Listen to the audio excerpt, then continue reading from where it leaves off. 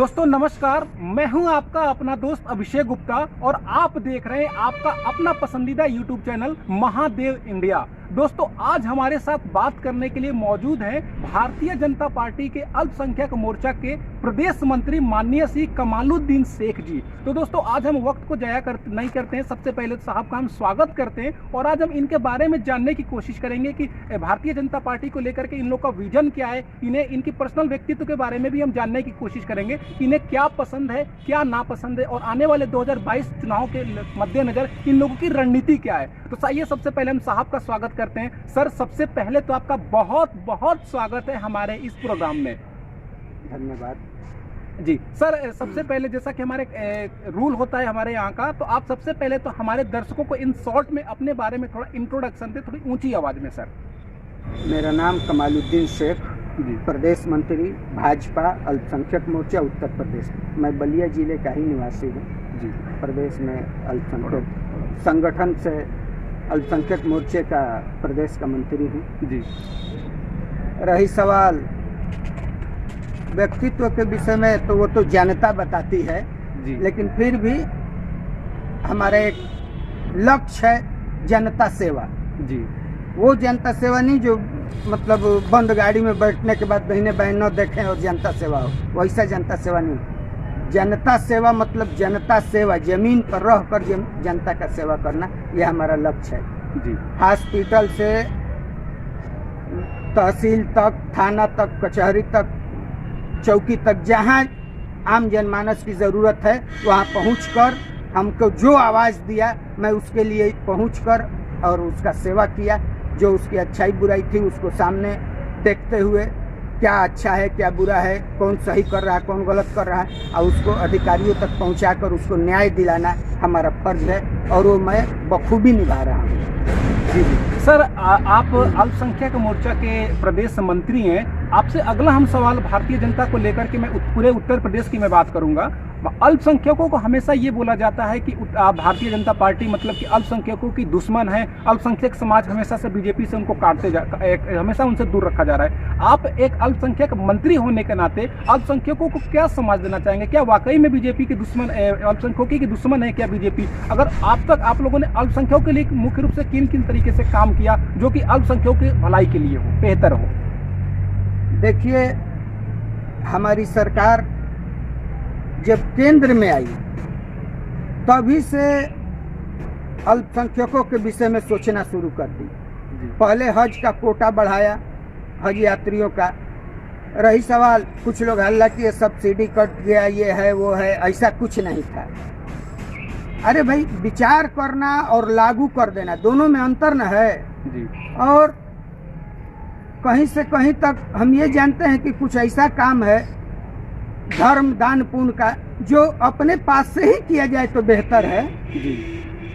अगर सब्सिडी उस वक्त कट भी रहा था तो इसमें मुसलमानों को एतराज नहीं था जितना अंध पार्टियों को एतराज था जी। आज भी जो ये हवा उड़ाती है वो अन्य दल उड़ाते हैं, अन्य पार्टी उड़ाती है। खास तौर से मुस्लिम समाज के लोग कभी नहीं कहे कि भारतीय जनता पार्टी हमारी दुश्मन है या ये है। जो किसी दल से जुड़े हुए हैं, वो एक बार मुसलमान भी हैं तो मान लीजिए किसी दल से जुड़े हैं तो कुछ ना कुछ कहेंगे ही जी जी। तो वो कह सकते हैं। आम जनता, आम मुस्लिम के लिए, आम मुसलमानों के लिए जो भारतीय जनता पार्टी आज के डेट में की है जी जी, आज से पहले किसी सरकार ने नहीं किया था। देखे होंगे उत्तर प्रदेश में, मान लीजिए हम लोग हैं जी जी, उत्तर प्रदेश का एक देखे होंगे कि एक माने मानसिकता बन गई है कि मुसलमान माने समाजवादी पार्टी जी जी, मानसिकता है ना। पहले कांग्रेस थी, लेकिन आज मानसिकता है कि मतलब मुसलमान है हाँ तो समाजवादी पार्टी को वोट देते होंगे, बहुजन को भी नहीं, समाजवादी पार्टी को। लेकिन ऐसा था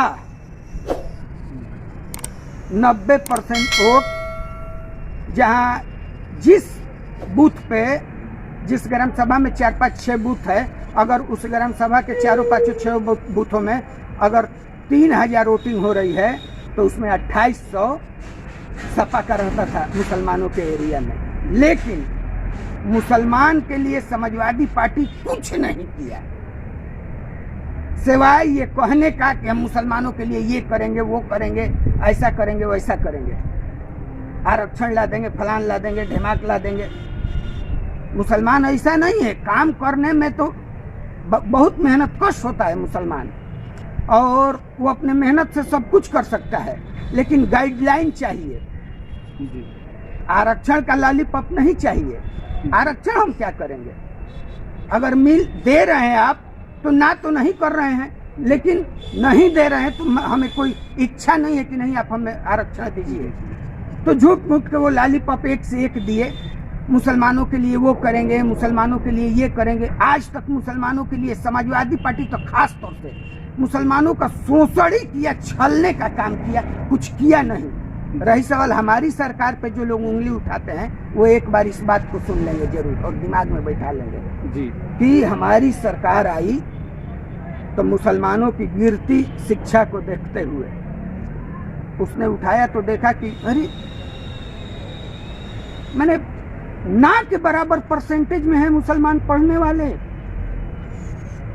मोदी जी और योगी जी, ये दोनों प्रधानमंत्री माननीय मुख्यमंत्री मिलकर एक विचार विमर्श किया और तुरंत कहा कि सबसे पहले मुसलमानों की शिक्षा पे आप ध्यान दें, सबसे पहले मुसलमानों की शिक्षा पे ध्यान दें। और ये वहीं से बौखलाहट शुरू हो जाती है, इसलिए कि समाजवादी पार्टी शिक्षित न हो, यही तो चाह रही थी कि मुसलमानों को लॉलीपॉप हम देते रहे ताकि शिक्षित ना हो।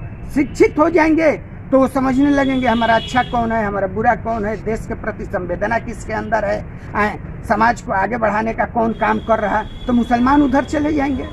हम तो जात विशेष की राजनीति करते हैं, समाजवादी पार्टी आज तक जाति विशेष की न राजनीति करती है कहीं ना कहीं। तो आप भी देखे होंगे, आप तो मीडिया वाले हैं, हर जगह जाना आना है, नहीं जानते हैं एक बिरादरी विशेष की, और उसी में बदनाम हम लोग होते थे कि तुष्टीकरण की राजनीति समाजवादी पार्टी करती है मुसलमानों के प्रति भी, जबकि ऐसा कुछ नहीं। मुसलमानों को तो कभी आगे बढ़ाने का सोचे नहीं रहा है समाजवादी पार्टी की।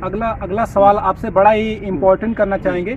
मुसलमानों को हमेशा जिस तरीके से नरेंद्र मोदी जी ने एक बिल लाया, ट्रिपल तलाक बिल, सबसे पहली बात कि आप हमें इस विषय पे थोड़ा शॉर्ट में और बेहतरीन तरीके से आप हमारे दर्शकों को समझाने की कोशिश करिए कि ये ट्रिपल तलाक बिल आखिर में है क्या, और इसको लाने के पहले, ट्रिपल तलाक बिल आने से पहले और आने के बाद जो हमारी भारतीय मुस्लिम बहनें हैं उनके निजी जीवन में क्या बदलाव आया, उनसे क्या फायदा हुआ। सबसे पहली बात कि इनको लोगों को मालूम ही नहीं है ट्रिपल तलाक बिल है क्या, तो इसके बारे में थोड़ी बहुत आप डिस्क्राइब करें। देखिए, ट्रिपल तलाक बिल जब आया या जब आने वाली माने प्रक्रिया चलने लगी कि इसको लाना है जी, तो बहुत हंगामा हुआ। वो भी कोई मुसलमान नहीं किए, वो भी ज्यादा से ज्यादा कुछ पार्टियों से जुड़े लोग, अन्य पार्टियों, अन्य दलों के, और सबसे ज्यादा घबराहट नेताओं को थी अन्य दलों की कि कहीं भाई कहीं से कहीं तक अन्य पार्टी, भारतीय जनता पार्टी के अलावा कोई नहीं चाहा कि हम लोग खुशहाल रहें। और तीन तलाक बिल से हम लोग जैसे अच्छे मुसलमानों को तकलीफें क्या है, अरे बिल आए या न आए, हम लोग ऐसे भी अच्छे मुसलमान तलाक देते कहाँ हैं अपनी बीवियों को। जी जी, वो तो पियक्कड़, जुआरी, शराबी, चोटे, बदमाश, ये लोग न तलाक देते हैं। उसकी वजह है दिन भर आवारागर्दी करेगा, शाम को जाएगा घर में खाना नहीं मिलेगा, मारपीट करेगा, झगड़ा होगी तो तिलाक तिलाक तिलाक कह देगा, दारू पी कर जाएगा, गिरते ढिमलाते बीवी उठा के चारपाई पे सुलाएगी, उसके बाद नहवाएगी धोआएगी, कहेगा खाना दो, थोड़ा सा होश में आएगा तो कहेगी कि तुम कमा के तो दारू पी गए तो हम खाना कहाँ से दें। तो अब फिर वो चिल्ला चिल्ली करेगा, और लास्ट में भाई जितनी बुद्धि है, एक तो मान लो जाहिल है कहीं ना कहीं, और दूसरे बात पियक्कड़ है, माने एक तो करैला दूसरे चढ़ा दिए नीम पर तो वो खाने लेकर रह जाएगा। तो वही हाल है पियक्कड़ों का। तो उस किस्म के, एक तो दिन भर रिक्शा चलाया, उसके बाद जाके दारू पी लिया, तो साला वो कहाँ से, उसमें जाहिलियत की जाहिलियतें हैं। एक पढ़ा लिखा आदमी दारू भी पिएगा तो उस वक्त तो थोड़ा बहुत होश में नहीं रहेगा, लेकिन जब होश में आएगा तो उसको समझ में आएगा अरे यार हमसे गलती हो गई, लेकिन उसको तो इससे मतलब नहीं है। फिर जाके उसको पीना है, उसको यही मालूम है। तो उस किस्म के लोग जो दिन भर जुआ खेलेगा, बीवी के गहना ले जाके बेचाएगा, ये बेचाएगा, घर के बर्तन बेचाएगा, और जब बीवी उस पर एतराज करेगी तो कह देगा कि जा मैं तुझको तिलाक देता हूँ, तिलाक तिलाक तिलाक। तो इस किस्म के लोग तिलाक देते थे। तो हमें 3 तिलाक बिल आने या ना आने से क्या मतलब है जी? हमारे जैसे शरीफ मुसलमान, ईमानदार मुसलमान, कोई उलमा, हाफिज, मौलाना, ये थोड़ी कोई मतलब देते थे तिलाक। ये अगर तिलाक भी भविष्य में कभी देने की सोचते तो उसकी प्रक्रिया है, उसकी सिस्टम है, उसके लिए जो इस्लामी किताब के हिसाब से, धर्मों के हिसाब से न देगा तो उसमें तो ऐसे ही नहीं हो पाता है। आज एक बार तिलाक कह दिए, 1 महीना इंतजार करेंगे, और दूसरा कहने के लिए तब तक 1 महीना में आम दर बढ़ जाएगा। 1 महीना में नहीं बढ़ेगा, दूसरा का कह देंगे तो फिर 1 महीना 40 दिन इंतजार करेंगे, तब तक आम दर बढ़ जाएगा। तो अब तक 2-4 महीना बीवी से कोई रूठ के आज तक रहा है? तो उस सिस्टम में तिलाक थी, जिसको लोग मजाक बना दिए। जिनको धर्म के विषय में कुछ नहीं मालूम है, वो तिलाक तिलाक तिलाके पे तिलाक हाँ हो गया कहने लगे, जबकि ऐसा थोड़ी है, नहीं हुआ। हाँ, जब हम पानी ऐसे उठा के पीते हैं तो मकरूर होता है, लोग कह दिए। मकरूर की कितने किस्में हैं? कुछ मकरूर होते हैं जिनसे कोई मतलब नहीं, जरा सा समझ में आ गया कि अरे यार हम गलत बोल गए तो हमारी बात वो मकरूर हो गई। हमने पानी पिया, लगा कि अरे यार पानी को देखे नहीं कि साफ है कि गंदा है, सिर्फ सोच दिए, एकदम साफ पानी पिए, सिर्फ सोच दिए तो मकरूर हो गई। और एक मकरूर होता है कि उस पानी में बास आ रहा, पी लिए, वो मकरूर अलग है, वो हराम के करीब पहुंच गई। तो इस किस्म की, तो उस बात से माने तिलाक का कोई मतलब नहीं है। तिलाक वो होता है जो होशो हवास में सोच समझ कर सामना सामनी अपनी बात रख के एक आज दें, फिर 1 महीना बाद दें, फिर 1 महीना बाद दें, और उसके बाद उसको ना हम तिलाक कहेंगे और तिलाक मानेंगे। ये तो लोग जबरदस्ती मनवाने लगे, कुछ जिनको कुछ नहीं मालूम था, अब उनको जो कह लें, या मतलब ना जानकार कह लें, या ये कह लें कि जबरदस्ती धर्म को फॉलो कराने वाले धर्म के ठेकेदार कुछ ऐसे हैं जिनको मतलब इससे मतलब है कि हमारा उल्लू सीधा हो, जिसका क्या जा रहा, क्या नुकसान हो रहा, उससे कोई मतलब नहीं। तो कहीं ना कहीं जो उस किस्म की भी महिलाएं पीड़ित थी, जिनको पियक्कड़ भी दे रहे थे तिलाक, जुआड़ी, शराबी, अब उसको कहीं ना कहीं जुआ खेल के आएगा, मारेगा, पीटेगा तो थाना में शिकायत करेगी, थानेदार आके 4 बेच देगा तो वो सोच हो जाएगा। लेकिन तिलाक तो कम से कम डर से नहीं दे रहा कि अरे बाप रे बाप हमको सजा हो जाएगी, हमको जेल हो जाएगी। तो कहीं ना कहीं दारू पी कर भी, और वो इस दिमाग में ये खौफ है कि अगर देंगे तो हमको सजा हो जाएगी। तो ये बहुत बड़ी बात है मुस्लिम महिलाओं के लिए, जो इस किस्म की समाज में रहकर भी अपनी जीवन बसर कर रही थी, अपने बीवी बच्चों को, मैंने अपने बच्चों को पाल रही थी। उन बीवियों के लिए बहुत अच्छा, उन मैंने हमारे खातूनों के लिए बहुत अच्छा संदेश है। कहीं ना कहीं मोदी जी ने इनको भी राहत दिया, अच्छे लोगों को तो राहत दिया। पियक्कड़, जुआड़ी, शराबी, चोर चोटे हैं, इनकी बीवियों को भी उन्होंने काफी राहत दिया, खासतौर से जो मुस्लिम समाज की थी, कि वो तिलाक से बच गई। और आज जैसे तैसे भी मान लो रात को कोई बात हो जाएगी तो सुबह पंचायत भी समझा लेगी, कल थाना पुलिस भी समझा लेगी। और जब तिलाके दे देगा और 3 जल्दी कह देने पे तिलाक तिलाक तिलाक, और धर्म के ठेकेदार उसको मनवा देते थे, तो उससे तो निजात मिला। तो मोदी जी का मैं सराहना करता हूँ, मैं उनकी स्वागत करता हूँ, इस बिल का अभिनंदन करता हूँ। मैं मोदी जी को नमन करता हूँ कहीं ना कहीं इस बिल के लिए। उत्तर प्रदेश की जो वर्तमान योगी जी की सरकार है, वो हमेशा एक उनकी जो छवि है, एक हिंदुत्ववादी की छवि है। आप बीजेपी के अल्पसंख्यक मंत्री हैं, सबसे पहली बात हमें ये बताइए कि उत्तर प्रदेश की योगी सरकार मुसलमानों के लिए क्या कर रही है। खास करके मुसलमानों को ये लगता है कि योगी मतलब कि मुसलमानों का सबसे बड़ा दुश्मन है, मुसलमानों को ये लगता है वर्तमान में। और खास करके जो हमारे देश का विपक्ष है, इस भ्रम को फैला रहा है कि योगी हिंदुस्तान को हिंदू राष्ट्र बनाना चाहते हैं, और योगी और मोदी मिलकर के अभी जिस तरीके से राम मंदिर के शिलान्यास हुआ, तो ये लोग मिलकर हिंदू राष्ट्र बनाना चाहते हैं। एज ए अल्पसंख्यक मंत्री होने के नाते आप मुसलमानों को किस तरीके से कन्विंस करना चाहेंगे? आप क्या संदेश देना चाहेंगे? क्या मोदी से मुसलमानों को, योगी से मुसलमानों को डरने की जरूरत है या फिर किस तरह डरने की जरूरत नहीं है? नहीं है तो क्यों नहीं है? देखिए, हमारी सरकार खास तौर से पर्सनल किसी की तो है ही नहीं है। हमारी सरकार 130 करोड़ भारतीयों की है जी। हमारी सरकार न हिंदू की है, न मुसलमान की है, न सिख की है, न ईसाई की है, पर्सनल किसी की नहीं है। हमारी सरकार भारतीय सरकार है जो भारत में संविधान को लेकर ही किसी पे भी कोई टीका टिप्पणी करती है, संवैधानिक रूल से एक कदम आगे पीछे नहीं हटती है। हमारे सरकार के अंदर संस्कार है, हमारे सरकार के अंदर विचारधारा है। हमारी सरकार किसी खास विचारधारा से एक समाज को तंग करने की या एक समाज को आगे बढ़ाने की कार्य कभी नहीं करती है। हमारी सरकार यानी पूरे देश की सरकार या उत्तर प्रदेश की सरकार, मैं दोनों की बात करता हूँ। मैं जो भी टीका टिप्पणी करूंगा वो दोनों से संबंधित होंगे। हमारी सरकार शुद्ध रूप से पूरे भारतीयों की सरकार है। हमारी सरकार मुसलमानों की है, हमारी सरकार सिखों की है, हमारी सरकार मुस्लिम हिंदू भाइयों की है, हमारी सरकार ईसाई भाइयों की है, हमारी सरकार आम भारतीयों की है। इसीलिए हमारी सरकार, हमारी पार्टी का नाम रखा गया था भारतीय जनता पार्टी। बहुत चिंतन मंथन के बाद, जनसंघ के बाद नाम जब तब्दील किया तो बहुत एक से एक इसमें मतलब विद्वान लगे थे।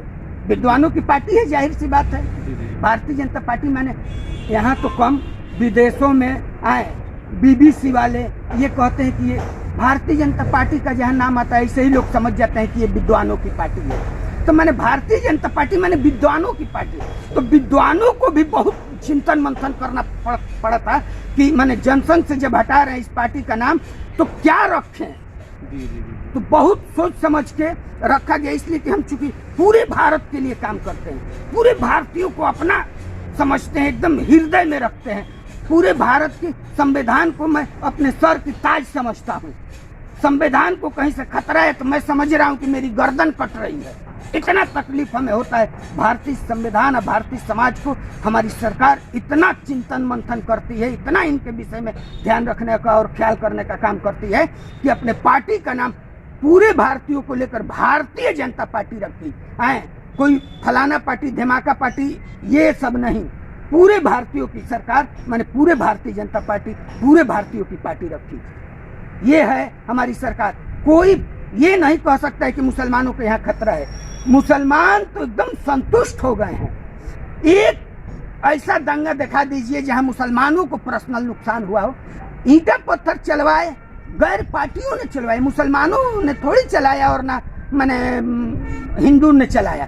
पार्टी के लोगों ने उल्टा सीधा काम किया, चाहे किसी भी बिल पे, चाहे किसी भी जगह, किसी भी छोटा मोटा दो चार। कोई समाजवादी पार्टी की तरह साल भर में 118 दंगे थोड़ी हुए।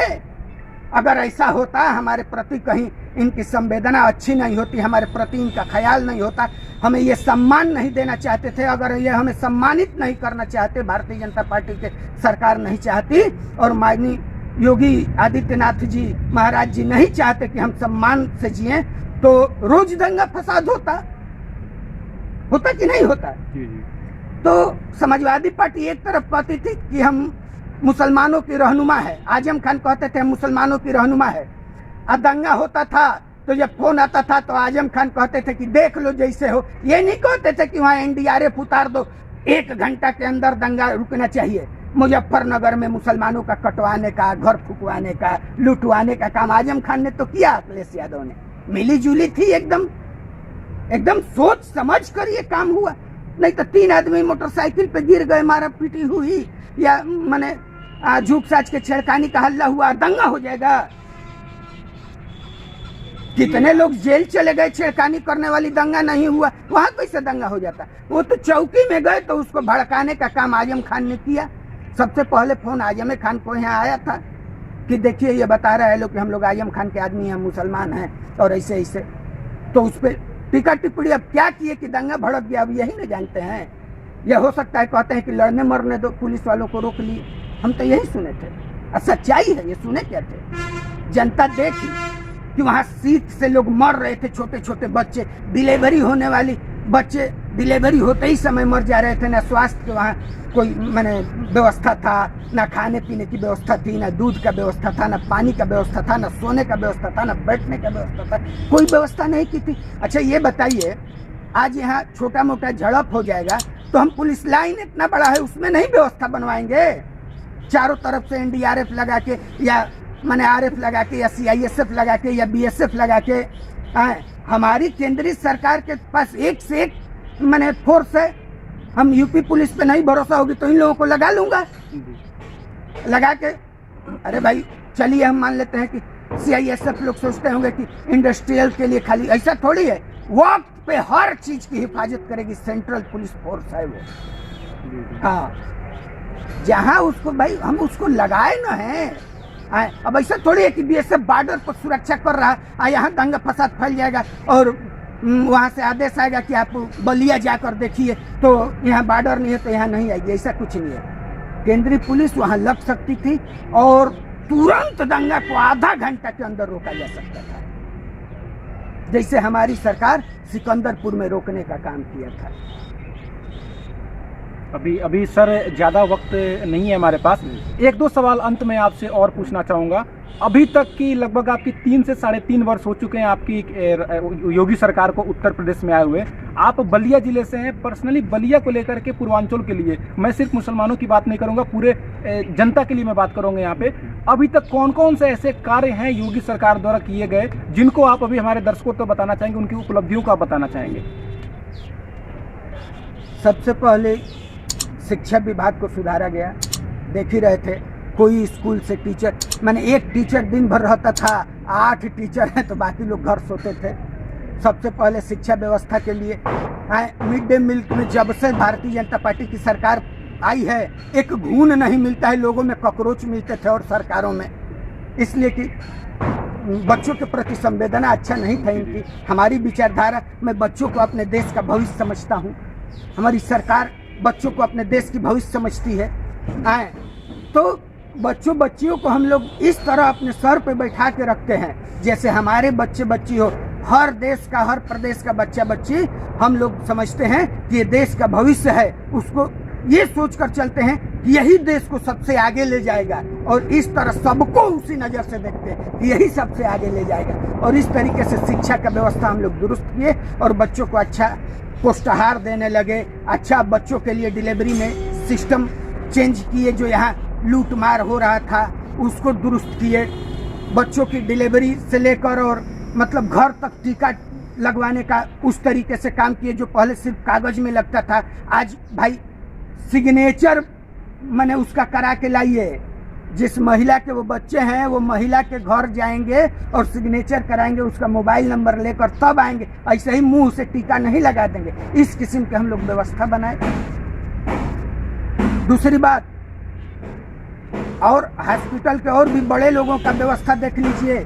जो आम हॉस्पिटल है, चाहे वो प्राइवेट हो या सरकारी हो, उसको देखिए, साफ सफाई, दवा कैसा दे रहा, क्या रेट लगा रहा, कैसा चला रहा, डॉक्टर समय से आ रहा कि नहीं आ रहा। ऐसा नहीं कि मरीज के लिए बेड नहीं मिल रहे हो, मरीज के लिए एम्बुलेंस नहीं मिल रहे। इन सब चीज़ों को माने हम लोग इस, जब से हमारी सरकार आई है, कोई कह तो दे कि कोई एम्बुलेंस हम नहीं दे सके लाश ले जाने के लिए, वो कंधा पे या रिक्शा पे ले जाते या ठेला पे ले जाते, अपने माँ बाप को दिखा हो, सवाल ही नहीं उठता। इन सब चीज़ों पे हमने काम किया है, जमीन पर रहकर काम किया है। माननीय योगी जी हमारे मुख्यमंत्री जरा सा भी सुने कि बलिया में शिक्षा की व्यवस्था कोरोना के माने ये मातहत ठीक नहीं चल रहा, तुरंत आ गए बलिया।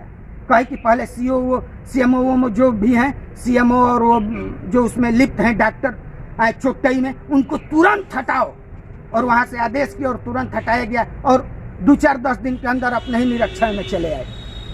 इस तरीके की संवेदना रखनी पड़ती है जनता के लिए, इसको न सरकार कहते हैं। खाओ भाव तमाम 20 हेलीकॉप्टर, 200 गाड़ियाँ, फलान, जब होगा तभी मुख्यमंत्री बलिया आएगा। ये कहाँ का नियम है जी? जब पुलिस लाइन से लेकर और फेफना और सागर पाली तक बैरिकेडिंग होगी तब आएगा मुख्यमंत्री? नहीं, योगी आदित्यनाथ महाराज जी की तरह मुख्यमंत्री जब जब जनता जहाँ जरा सा भी शोषण हो रही है, समझ में आ रहा है कि यहाँ शोषण किया जा रहा है जनता को, यहाँ प्रशासन लूट रही है, यहाँ जनता को सरकार के कोई कर्मचारी लूट रहा है, कोई अधिकारी लूट रहा है, कोई स्वास्थ्य विभाग वाला लूट रहा है, कोई शिक्षा वाला लूट रहा है, तो तुरंत शाम को प्लान बनाएगी और सुबह में यहाँ आकर और उसको स्वयं निरीक्षण करके और उसको न्याय दिलाने का काम करेगी। इसको कहते हैं भारतीय जनता पार्टी की सरकार और भारतीयों की सरकार, और यही योगी जी ने किया, आपने देखा। तो दोस्तों, ये हमारे साथ हैं माननीय श्री भारतीय जनता अल्पसंख्यक मोर्चा के प्रदेश मंत्री। अंत में जाते जाते आपसे एक सवाल शॉर्ट में बताने की कोशिश करिएगा। देश के जो अल्पसंख्यक के जो युवा हैं, खास मुसलमानों की मैं बात करूंगा, उनको आप क्या संदेश देना चाहेंगे आप जाते जाते हमारे इस प्रोग्राम के माध्यम से?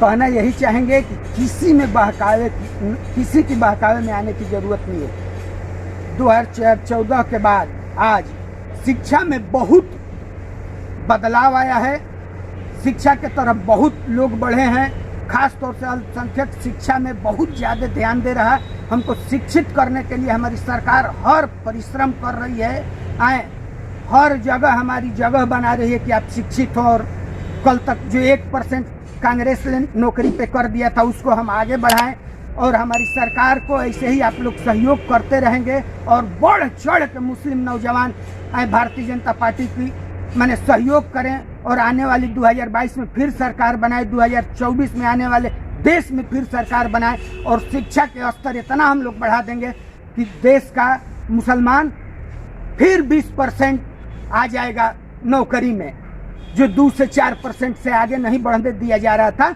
20% तक सिर्फ मुसलमानों का नाम होगा नौकरी में, और हम लोग ज़्यादा से ज़्यादा प्रयास करेंगे कि IAS IPS ज़्यादा से ज़्यादा मुसलमान निकालें, ऐसा शिक्षा दें उनको, और ऐसा इतना ज़्यादा हमारी सरकार उन पर मेहनत करे।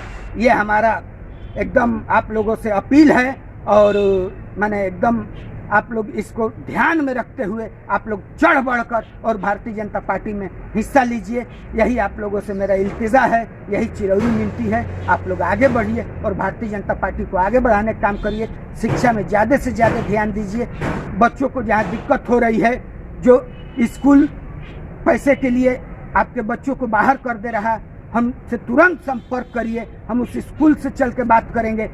जहाँ से जहाँ तक जरूरत पड़ेगी, हमारे मंत्री हैं, हमारे मुख्यमंत्री हैं, हमारे शिक्षा मंत्री हैं, हर जगह चलकर और आपके बच्चों का पढ़ाने के लिए हम लोग संकल्प ले रहे हैं, और आपके बच्चों को पढ़ाई ज़्यादा से ज़्यादा बेहतर हो, शिक्षा ज़्यादा से ज़्यादा बेहतर हो, ताकि वो भी कल आए, देश के भविष्य बने। आज जैसे एक आपका बेटा पायलट निकला, आज आपका जैसे बेटा आए IAS IPS निकल रहा है, कल और ज़्यादा से ज़्यादा निकले, ये हमारा सोच है। तो दोस्तों, ये थे आज हमारे साथ भारतीय जनता पार्टी के अल्पसंख्यक मोर्चा के प्रदेश मंत्री माननीय श्री कमालुद्दीन शेख जी, जिन्होंने बड़े ही बेबाकी तरीके से अपने हमारे हर सवाल का इन्होंने जवाब दिया। आपको ये वीडियो उम्मीद है जरूर पसंद आया होगा। ये वीडियो आपको अच्छा लगा हो तो प्लीज़ एक लाइक जरूर कर दीजिएगा। वीडियो को जरूर शेयर करिएगा, अपने दोस्तों मित्रों तक भी पहुंचाने की कोशिश करिएगा। और हाँ, जाते जाते हमारे चैनल को जरूर सब्सक्राइब कर दीजिएगा। अगर आप हमारे चैनल पर पहली बार विजिट किए हैं तो हमारे चैनल को जरूर सब्सक्राइब कर दीजिएगा और बेल आइकन भी प्रेस कर दीजिएगा। इसी तरीके की वीडियोज हम लगातार अपने चैनल पर लेके आते रहते हैं। तो अगर आप चैनल का सब्सक्राइब कर लेंगे और बेल आइकन प्रेस कर देंगे तो जैसे ही कोई नई वीडियो हम अपलोड करेंगे उसका नोटिफिकेशन आपको सबसे पहले आपके मोबाइल फोन में मिल जाएगा। तो भैया बेल आइकन जरूर प्रेस करिएगा, चैनल सब्सक्राइब करिएगा। इस वीडियो को देखने के लिए बहुत बहुत धन्यवाद। मैं अभिषेक गुप्ता आपसे लेता हूं विदा। फिर हम जल्दी मिलेंगे आपसे एक नए वीडियो में। तब तक के लिए आप अपना ख्याल रखिएगा। जय हिंद, जय भारत, महादेव इंडिया।